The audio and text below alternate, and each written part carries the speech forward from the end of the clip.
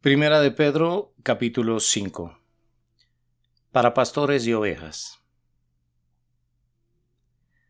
Leamos el versículo 1 de Primera de Pedro, capítulo 5. Ruego a los ancianos que están entre vosotros, yo anciano también con ellos, y testigo de los padecimientos de Cristo, que soy también participante de la gloria que será revelada.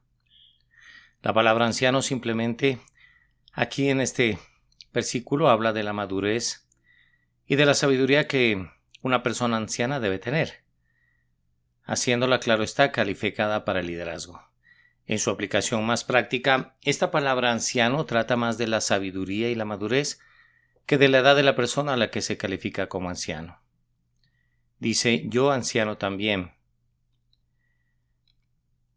Pedro se encontraba apto para hablar porque él era anciano también. Por eso se encontraba para hablar de esto.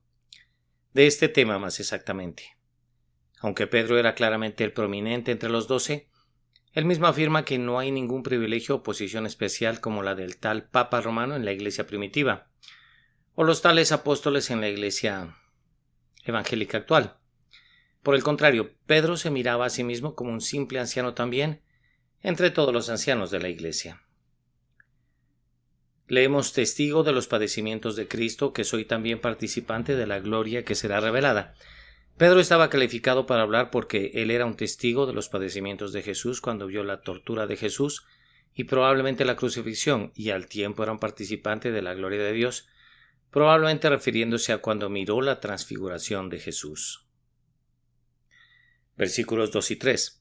Apacentad la grey de Dios que está entre vosotros, cuidando de ella, no por fuerza, sino voluntariamente, no por ganancia deshonesta, sino con ánimo pronto, no como teniendo señorío sobre los que están a vuestro cuidado, sino siendo ejemplos de la grey. Este aquí fue el primer aspecto del liderazgo del apóstol, pues Pedro aquí parecía haber recordado las 3 partes de la comisión de Jesús para él, que leemos en Juan 21:15. En ese pasaje, recordémoslo, Jesús le dijo a Pedro que demostrara su amor por él, alimentando y apacentando a sus ovejas repetidamente, y es que la palabra grey traduce pequeña manada.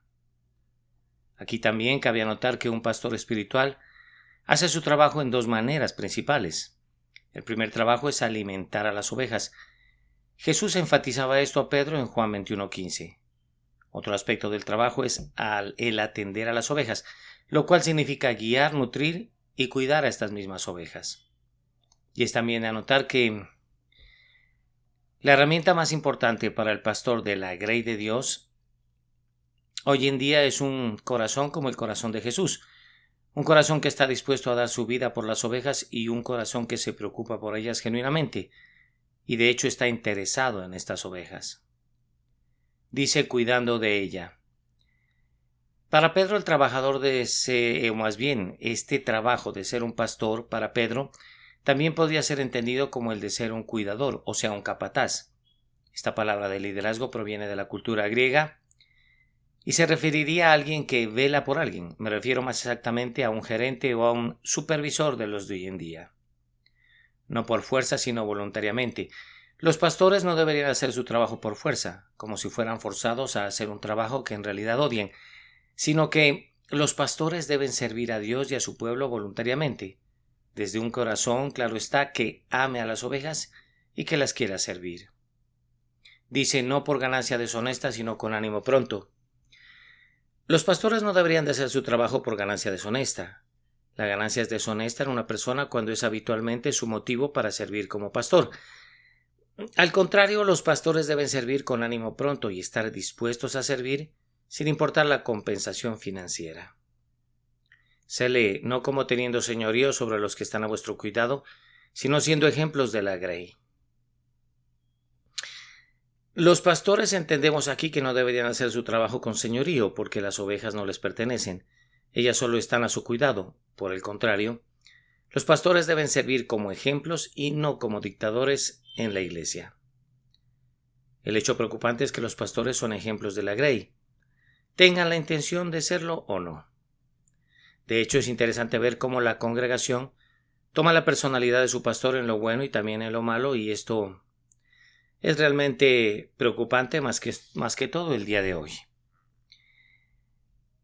Leemos: los que están a vuestro cuidado.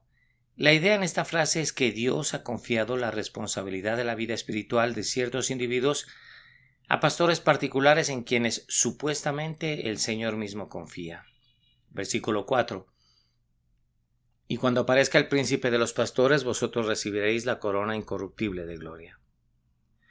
Pedro le recuerda a los pastores de la iglesia que un día darán respuesta al único y verdadero príncipe de los pastores, quien querrá saber qué es lo que hicieron por su grey, o sea, por su pequeña manada. En ese sentido, el pastor cristiano debe tener en cuenta como algo muy importante que no trabaja para las ovejas, sino que trabaja para el príncipe de los pastores, o sea, para el mismo Señor Jesús. También leemos acá: recibiréis la corona incorruptible de gloria. A los pastores fieles se les promete una corona incorruptible de gloria, pero no como la corona de hojas que se les daban a los campeones o antiguos, o sea, a los campeones olímpicos, sino que esta corona es incorruptible. Es así que las coronas no solo son para los pastores, sino para todo aquel que es fiel a Jesús y para todas las personas quienes hicieron lo que Él les llamó a hacer. Versículos 5 al 7. Igualmente, jóvenes, estad sujetos a los ancianos, y todos sumisos unos a otros, revestidos de humildad, porque Dios resiste a los soberbios y da gracia a los humildes. Humillaos pues bajo la poderosa mano de Dios, para que Él os exalte cuando fuere tiempo, echando toda vuestra ansiedad sobre Él, porque Él tiene cuidado de vosotros. El apóstol Pedro comenzó esta palabra de humildad con los jóvenes, en contraste con los ancianos a los que se había dirigido, pues se dio cuenta prontamente que esta es una aplicación para todos en el cuerpo de Cristo. Esta palabra de ser sumisos unos a otros, revestidos de humildad, aplica entonces para todos, pero tal vez especialmente para los jóvenes. Revestidos de humildad. La humildad es demostrada por medio de la sumisión. Es la habilidad de guardar alegremente nuestra propia agenda para Dios, aun si la agenda de Dios es expresada por medio de otras personas para ejemplo nuestro. La palabra revestíos se traduce a una palabra rara, que se refiere a un esclavo poniéndose un delantal de sirviente antes de servir. Es por eso que se traduce como una palabra rara. Aún así, como lo hizo Jesús antes de lavar los pies a los discípulos, aquí se trata de colocarse el delantal antes de servir. Porque Dios resiste a los soberbios y da gracia a los humildes. La humildad es esencial en nuestra relación con Dios. Esto si queremos caminar en la gracia de Dios, o sea, en su favor inmerecido. Es así entonces que debemos de despojarnos de nuestro orgullo y ser humildes, no solo para con el Señor, sino para con todos, especialmente para con nuestros hermanos en Cristo. Aquí el verbo resiste vivamente describe a Dios como uno que se establece en orden de batalla contra tales individuos, pues la gracia y el orgullo son enemigos eternos. Es así que el orgullo demanda que Dios me bendiga en base a lo que yo pienso que merezco, y la gracia solo tratará conmigo en base a lo que Dios es, esto es amor, y no en base a algo de mi parte. Para que Él os exalte cuando fuere tiempo. Si Dios no tiene, o más bien nos tiene en un lugar de humildad en este momento, debemos de someternos al plan de Dios, ya que Él sabe que cuando fuere tiempo nos exaltará, aunque a veces nosotros pensemos que conocemos este tiempo mejor que Dios. Leemos: echando toda vuestra ansiedad sobre Él. La humildad verdadera se demuestra cuando tenemos la humildad, o más bien la habilidad de echar nuestra ansiedad sobre Dios, pues es una presunción orgullosa el llevar las cosas a nuestra propia preocupación y el tratar con cosas que Dios ha prometido que Él tratará. Esto lo vemos en Mateo 5:31. Si hiciéramos caso de la orden en 1 de Pedro 5:6 y verdaderamente nos humillamos bajo la poderosa mano de Dios, tendríamos muchas menos preocupaciones para echar sobre Él, como se nos invita en 1 de Pedro 5:7. Es entonces que las preocupaciones sobre la codicia, la ambición y la popularidad, todas se evaporarán bajo la orden de humillaos bajo la poderosa mano de Dios. Y acerca de la palabra echando, de hecho es una palabra bastante energética, pues Él no dice recuesta toda vuestra ansiedad sobre Él, sino que dice que echemos nuestra ansiedad sobre Él, porque si recostamos toda nuestra ansiedad sobre Él, tendríamos que hacerlo con mucha más energía que eso. Más bien esto nos traduce avienta la ansiedad lejos de ti, o sea, echando la ansiedad lejos de nosotros. Así que tengamos en cuenta que las presiones y las cargas de nuestra vida son muy pesadas y difíciles y toma mucha concentración y esfuerzo ponerlas sobre Jesús. Entonces es más práctico que las eches de ti con la fe de Jesús. Dice, Él tiene cuidado de vosotros. En sus mejores momentos las religiones de la cultura griega podían imaginar a un Dios que era bueno, pero nunca llegaron a creer en un Dios que tuviera cuidado. Y por estas palabras nos enteramos que el Dios de la Biblia, el Dios que verdaderamente está allí, es un Dios que cuida también de nosotros. Versículos 8 al 9. Sed sobrios y velad, porque vuestro adversario el diablo, como león rugiente, anda alrededor buscando a quien devorar, al cual resistid firmes en la fe, sabiendo que los mismos padecimientos se van cumpliendo en vuestros hermanos en todo el mundo. Pedro nos exhorta en estos versículos a tener la mente despejada, o sea, a ser sobrios, y a estar alertas, o sea, a velar, porque Satanás aún no ha sido atado y restringido por 1000 años, como dice Apocalipsis, que estará. Es por eso que en el tiempo presente debemos tener muy en cuenta que el diablo anda alrededor nuestro buscando devorarnos. Ciertamente el diablo anda alrededor nuestro a pesar de que es un ser finito y solo puede estar en un lugar a la vez. Su esfuerzo, energía y asociados o socios con los que trabaja es lo que le permite extender su influencia por todo el mundo y en cada aspecto de la vida. Y con socios me refiero a los demonios que le acompañan. También leemos como león rugiente. Para los cristianos, Satanás es un león quien tal vez ruja, pero se le ha quitado los colmillos en la cruz, según Colosenses 2:15. No obstante, el sonido de rugir y sus mentiras engañosas son potentes y tienen el poder para devorar almas y robar a los cristianos su eficacia. El Salmo 91:3 sugiere que Satanás puede venir en nuestra contra como un cazador de aves. El cazador de aves siempre es callado y reservado, nunca queriendo revelar su presencia.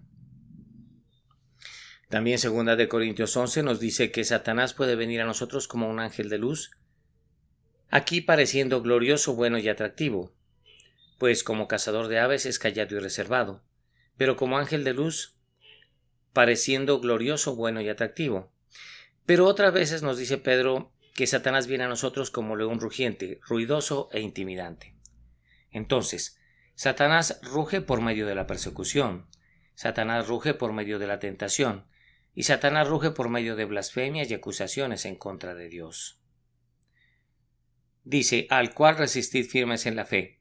El secreto de la guerra espiritual es fácil, pues es resistir firmes, ya que a medida que estamos firmes en la fe, resistimos las mentiras, amenazas e intimidación del diablo. Resistir viene de las palabras griegas antiguas estar de pie y en contra. Pedro nos dice que estemos de pie en contra del diablo. Y es así que Satanás puede salir corriendo por la resistencia del creyente más insignificante y bajo, que al tiempo también este creyente venga con la poderosa autoridad que le dio Jesús en la cruz. Leemos sabiendo que los mismos padecimientos se van cumpliendo en vuestros hermanos en todo el mundo. También tomamos confianza al saber que nunca estaremos solos en nuestra guerra espiritual, pues nuestros hermanos y hermanas en Cristo han peleado y están peleando las mismas batallas que nosotros. Versículo 10 al 11. Mas el Dios de toda gracia, que nos llamó a su gloria eterna en Jesucristo, después que hayáis padecido un poco de tiempo, Él mismo os perfeccione, afirme, fortalezca y establezca. A Él sea la gloria y el imperio por los siglos de los siglos. Amén. Pedro estaba consciente de que el sufrimiento y peligro que los cristianos enfrentan solo puede concluir con la oración.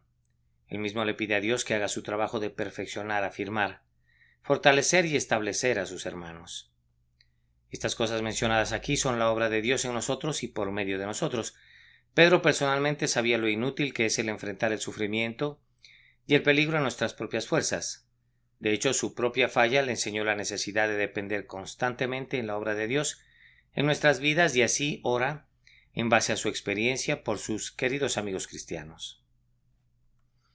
Después que hayáis padecido un poco de tiempo.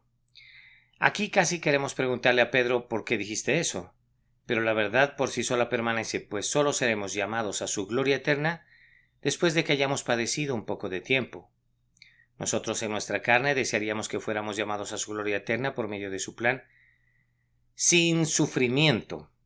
Pero nos queda claro que Dios usa el sufrimiento para perfeccionarnos, afirmarnos, fortalecernos y establecernos en su Evangelio. A Él sea la gloria y el imperio por los siglos. Esta frase lo que finalmente nos indica es que el Dios que puede hacer esta gran obra en nuestras vidas ciertamente es digno de adorar y alabar. Versículos 12 al 14 para terminar. Por conducto de Silvano, a quien tengo por hermano fiel, os he escrito brevemente amonestándoos y testificando que esta es la verdadera gracia de Dios, en la cual estáis. La iglesia que está en Babilonia, elegida juntamente con vosotros, y Marcos mi hijo, os saludan. Saludaos unos a otros con ósculo de amor. Paz sea con todos vosotros los que estáis en Jesucristo. Amén. Esta porción probablemente fue escrita por la misma mano de Pedro, y así el mismo apóstol, de acuerdo con la costumbre de este tiempo, había dedicado la mayor parte de esta carta a Silvano. Este hombre, Silvano, probablemente era el mismo conocido como Silas, al que se refiere Pedro en muchas de las cartas de Pablo. Esta es la verdadera gracia de Dios en la cual estáis. Pedro resume su mensaje como una exhortación para entender y reconocer la verdadera gracia de Dios en la cual estáis. Entonces no solo debemos entender qué es la gracia de Dios, sino que la gracia es el lugar presente en el cual estamos de pie ante el Rey de Reyes y Señor de Señores. Leemos: la iglesia que está en Babilonia os saludan. Aquí el apóstol se refiere a una iglesia y aparentemente Pedro escribe desde Babilonia. Probablemente sea literalmente la ciudad de Babilonia, la cual aún existía en el tiempo de Pedro, o tal vez sea una manera simbólica de referirse a Jerusalén. Estas eran dos ciudades que en el tiempo de Pedro eran famosas por su perversidad y rebelión espiritual, exactamente como en la Babilonia antigua. En cualquier sentido, esta es una iglesia mandando saludos a otra iglesia. Al respecto, muchos piensan que Pedro se refería a Babilonia en un sentido simbólico a la ciudad que hoy en día es Roma, pero como concepto bíblico, Babilonia, la ciudad de este mundo, se tiene en comparación con Jerusalén, la ciudad de Dios.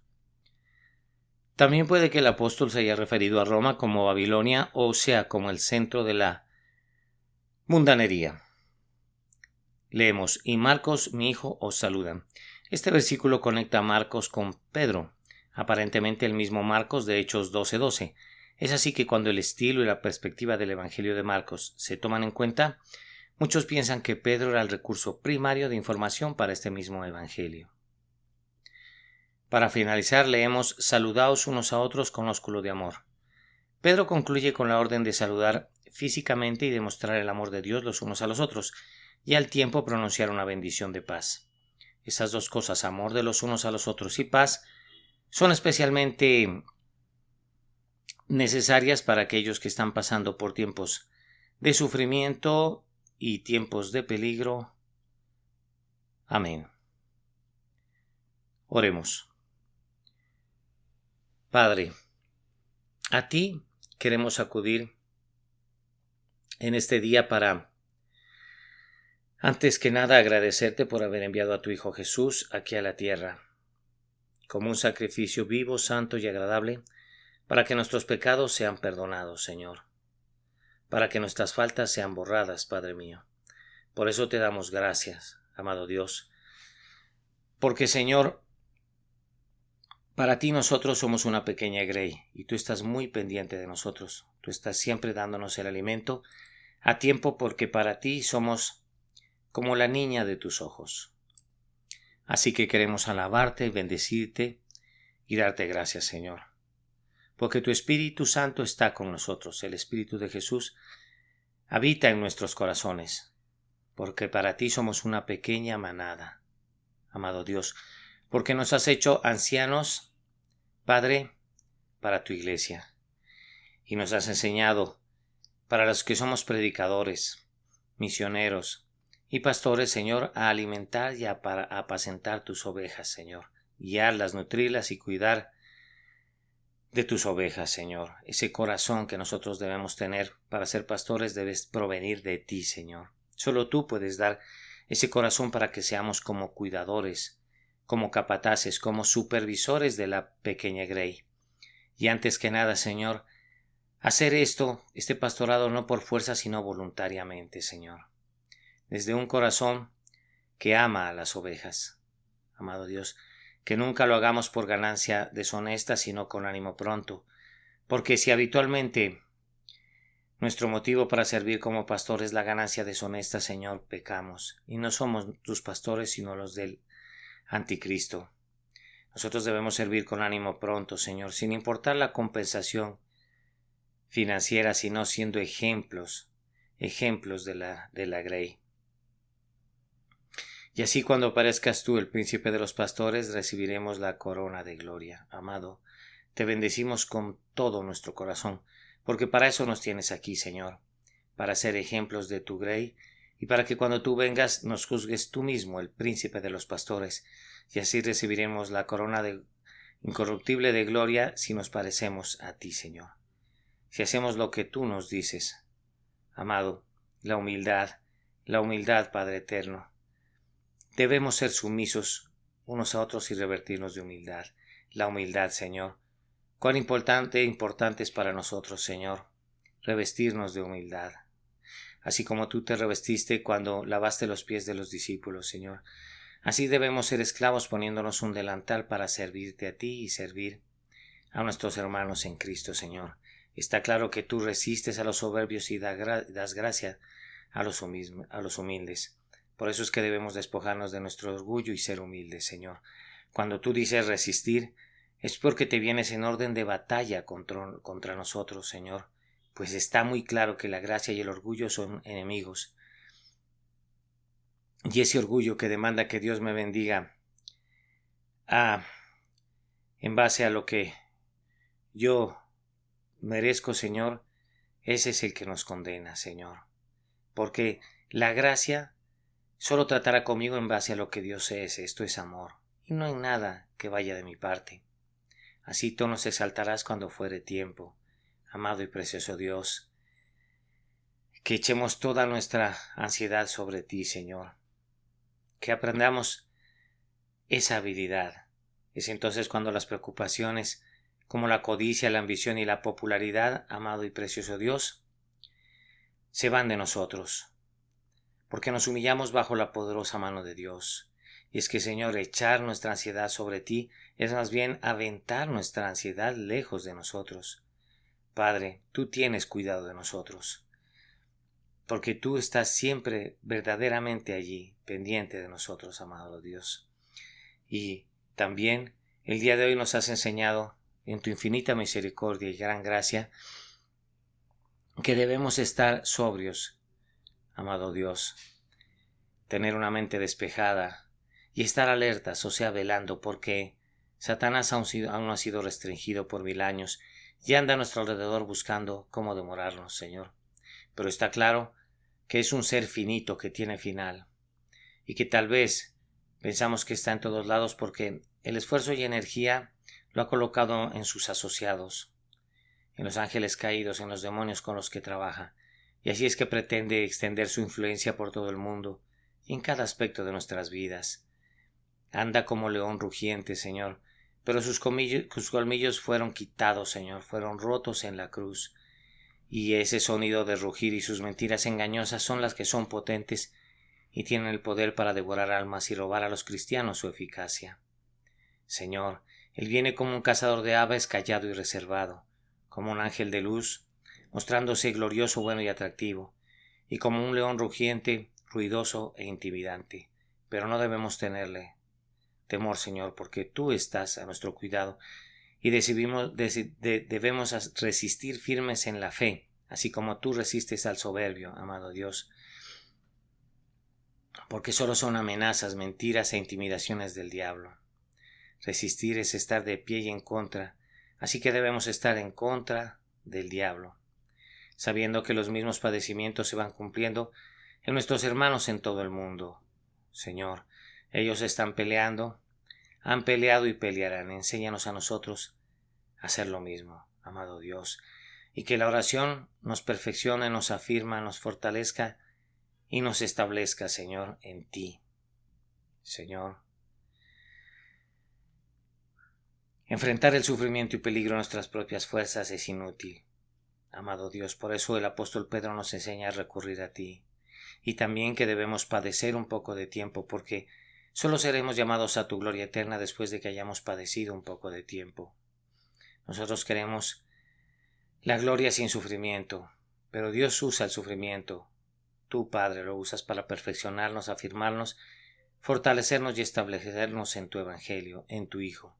A ti sea la gloria por los siglos de los siglos, Señor, porque tú eres bueno y tus misericordias siempre son nuevas. Esta es la verdadera gracia de Dios en la cual estamos. Padre, bendícenos. Ámanos, Señor. Perdónanos. Señor, llévanos pisando por donde tú has pisado, caminando sobre tus huellas, amado Dios, siendo fieles, Padre mío, a ti. Padre, pidiendo perdón día a día por nuestras faltas, renovándonos en ti, sabiendo que somos salvos, Señor, que fuimos salvos, que somos salvos y que seremos salvos, y que las pruebas y los errores que cometemos hoy en día solo nos perfeccionan. Lo que para los impíos es castigo, para nosotros es perfección. Por eso te amamos, Señor. Por eso te bendecimos, te glorificamos y te damos gracias. Porque tú eres un Dios bueno que cuida, Señor. Tú no eres como el Dios del Olimpo o los dioses del Olimpo que no cuidaban, Señor, sino que tú estás pendiente de nuestras necesidades y de nuestras aflicciones. Si tú no estás con nosotros, Señor, perecemos, decaemos, Señor, ante los engaños y las mentiras del diablo, ante ese rugir de un león que no tiene colmillos, Señor. Y cuando se presenta como ángel de luz, Padre, nos confunde, y cuando nos espera como un cazador de aves nos caza, Padre, en el silencio y en la oscuridad. Por eso necesitamos fortalecernos y te decimos que te necesitamos a ti. Mucho más que antes te necesitamos ahora, porque ahora el diablo sabe que vamos empujando la grey, la manada pequeña hacia adelante, hacia el reino, que ya no somos simples cristianos, sino misioneros, predicadores y hasta pastores de la grey. Enséñanos a ser ancianos, humildes, Señor, que no nos destaquemos por nuestra edad, sino por nuestra madurez y sabiduría. Te adoramos y bendecimos, Señor. Te amamos de todo corazón. Tú lo eres todo para nosotros. Y por eso te digo, Señor, que hoy necesitamos tu amor, la gracia de tu Hijo y la comunión de tu Santo Espíritu. Amén y amén.